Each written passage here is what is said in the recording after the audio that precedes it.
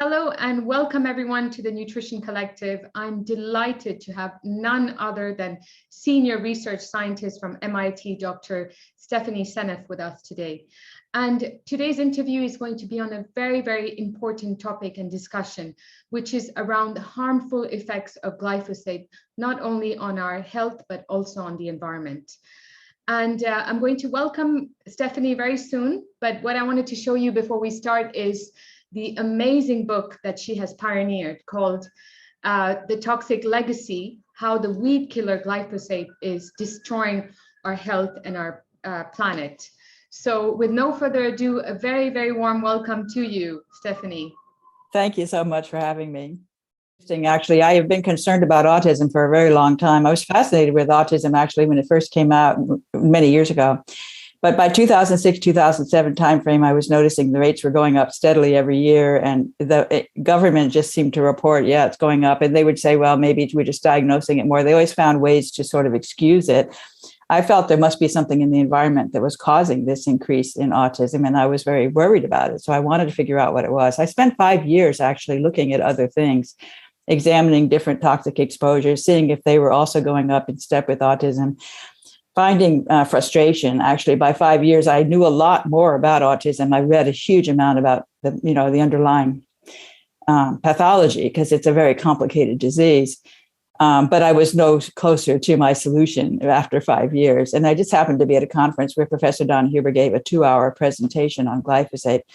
And I was at the edge of my chair. I was like, this is it. This is it. I was so convinced. And so I went back and started reading everything I could about glyphosate. And there was a paper that came out that showed that glyphosate is, in fact, much more toxic than we realize. That the government thinks it's completely harmless. They don't care how much is in the food. It's pervasive in our environment. It's one of those sleeper chemicals that we ignore because we've all been comfortable with the idea that it's safe. And yet it was causing exactly the same things that I was seeing in autism. It fits so perfectly what he was describing. Of glyphosate's effects compared to what I knew was going on with autism. So I just felt very confident. I don't think it's the only cause. I always have to say that, but I think it's the cause of the epidemic. Absolutely. And I think that I'm hearing that it's not just impacting, like you said, our cropping farms, but now it's entered into our water and we're kind of stuck with it, even in being part of vaccines, etc. So it's quite a big part of our life that we're exposed to such a toxic chemical.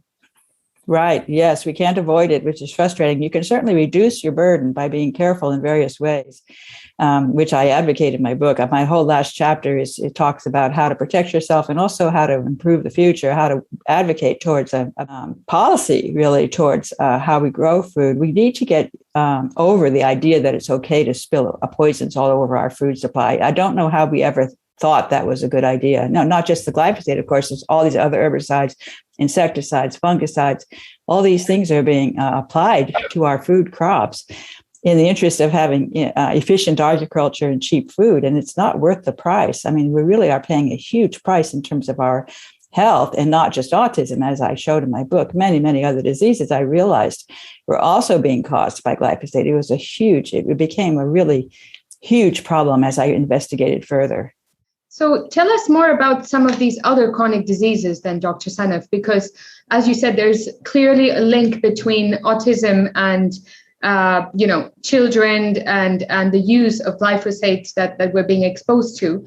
But I think you mentioned that there were many other chronic diseases that are prevalent to this issue. Right. And one of the things that I've done for many years in working with other people, collaborating with other researchers, and we've published many papers where we've shown plots, and it's just amazing. When you look at, hospital discharge data, you can get data from the US government on trends in diseases. And we just rummaged through those data looking for diseases that were going up dramatically in step with a dramatic rise in glyphosate. And we found a huge number of diseases that were very well matched to glyphosate. And we know that everybody's getting obese. We have such a problem with obesity in this country, diabetes.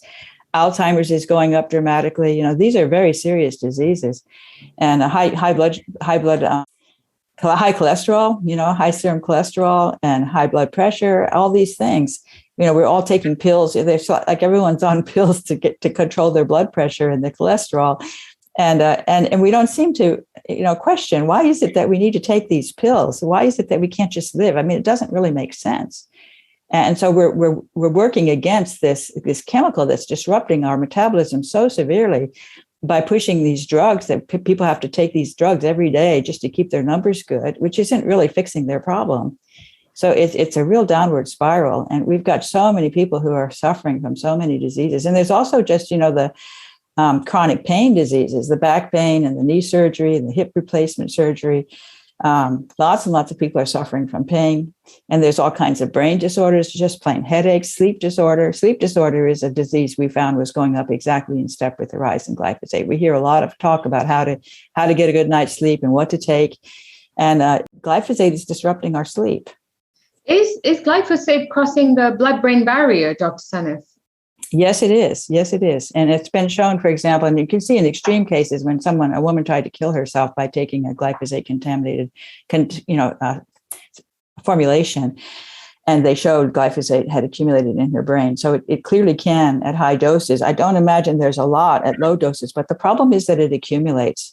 And it does get past barriers easily, and particularly the brain because it's an amino acid. It comes into the brain through amino acid natural mechanisms that exist to bring amino acids into the tissues.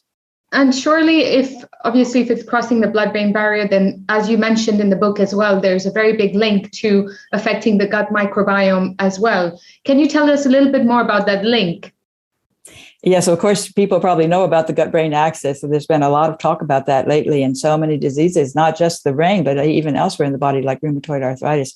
Certainly, Parkinson's disease is very strongly connected to gut problems, and even depression. They've shown studies with mice that they were exposed to glyphosate. It disrupted their gut microbiome, and it caused symptoms of depression in the mice. So these are studies that have been done with glyphosate to really connect those dots. Glyphosate disrupts the gut microbiome, and I have a whole chapter in my book on the gut.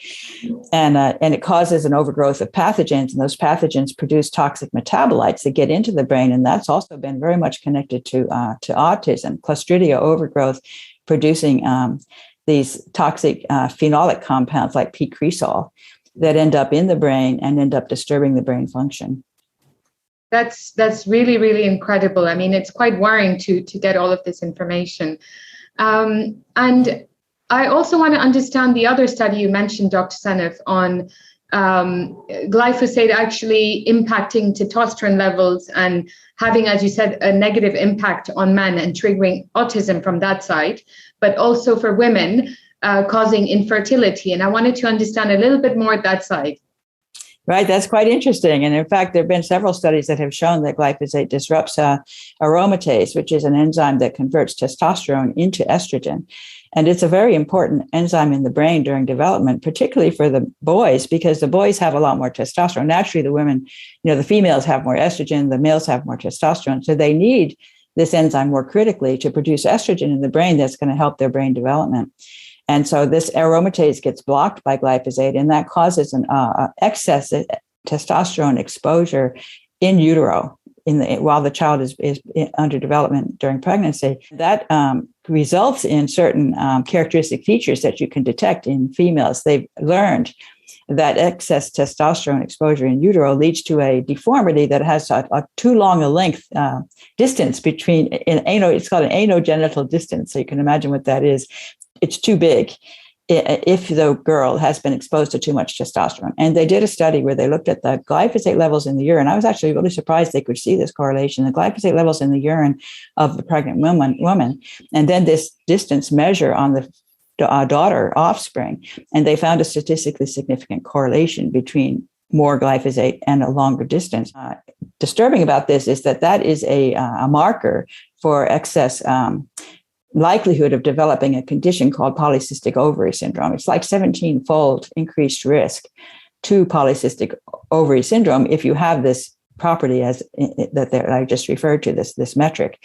So, and polycystic ovary syndrome, PCOS, is the most common problem associated with infertility in women. It messes up your menstrual cycle, causes excess body hair. You're basically as if you're sort of more male-like. So your female reproductive system is not working correctly. And those people have a lot of issues with reproduction. There's also a correlation between that and autism, both in the person who has it and in their offspring, an increased risk to autism. And of course, on the male side, it's basically much more damaging to have this excess testosterone in utero, which causes what you might call a super male.